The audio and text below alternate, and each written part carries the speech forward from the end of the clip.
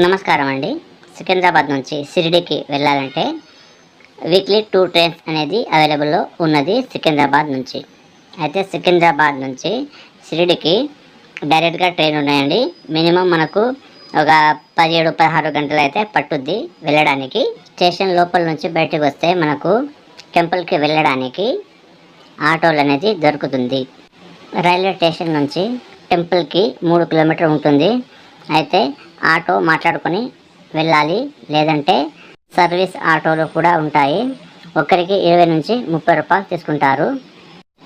మేమైతే first auto మాట్లాడుకొని rooms auto వాళ్ళకి అడిగితే మాకైతే గోవింద పార్క్ అనే హోటల్కి తీసుకెళ్ళారు.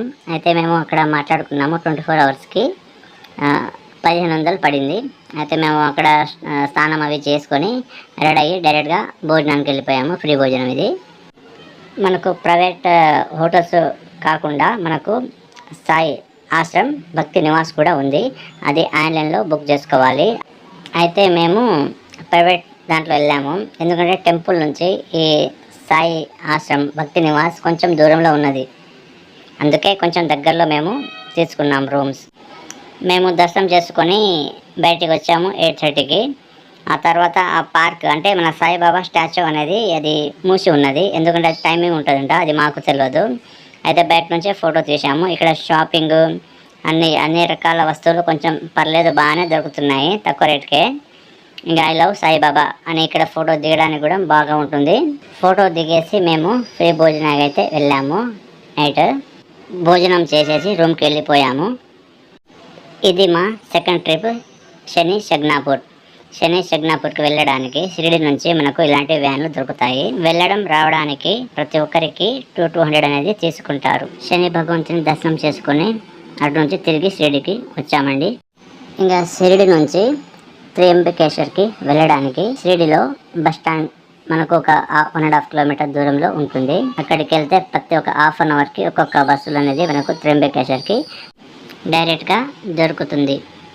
అయితే మధ్యలో మనము చూస్తుంటే పెద్ద పెద్ద కొండలు, చాలా బాగుంటుంది వ్యూస్.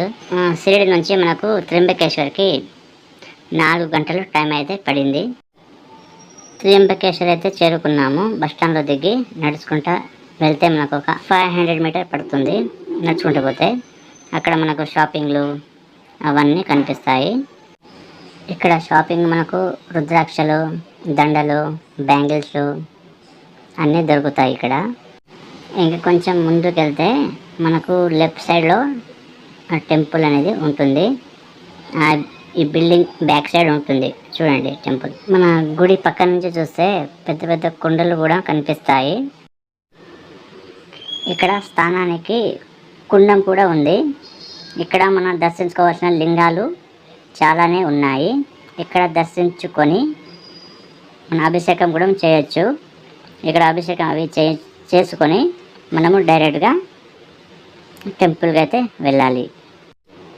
ఇక్కడ అభిషేకానికి నీళ్ళు మన స్వామి ఇస్తాడు. అభిషేకం చేసేసి డైరెక్ట్గా మనం టెంపుల్లోకి వెళ్ళిపోవాలి. మాకైతే దర్శనానికి ఒక 3 అవర్స్ అయితే పట్టింది. ఆ రోజైతే చాలా పబ్లిక్ ఉన్నారు, అందుకే మాకు లేట్ అయ్యింది. ఇది డైరెక్ట్గా వ్యూ టెంపుల్ లోపలికి. త్రయంబకేశ్వర్ అంటే బ్రహ్మ, విష్ణు, శివ ముగ్గురును కలిపి త్రయంబకేశ్వర్ అంటారు. మనం ఎల్ఈడిలో చూస్తున్న అదే త్రయంబకేశ్వర్ జ్యోతిర్లింగ. లోపల ఇలా విధంగా ఉంటుంది. దర్శనం అయిన తర్వాత మేము బయటకు వచ్చాము. కాసేపు ఇక్కడే కూర్చున్నాము. త్రయంబకేశ్వర్ దర్శనం అయితే పూర్తి అయ్యింది. Thank you for watching friends. Thank you.